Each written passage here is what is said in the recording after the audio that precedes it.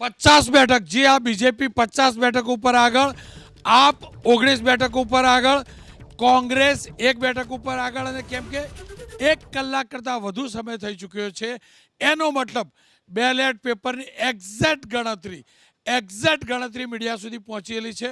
અને એ પ્રમાણે જોઈએ તો 50 બેઠક એટલે કે ઘણો મોટો જમ્પ બીજેપી માટે અપેક્ષિત છે. તમે મારા પાસે આવો એટલા સુધી થોડું બદલાઈ ગયું છે, પાછું 45 આવી ગયું છે.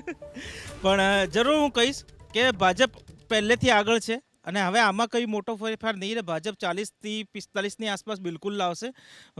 બીજેપી પોતાના દરેક મોટા ચહેરા સાથે ઉતરી છે, દરેક ચહેરા આગળ છે, મોટાભાગના ચહેરા. અને આમ આદમી પાર્ટીને મોટાભાગની ટક્કર એને દરેક સીટ પર મળી રહી છે.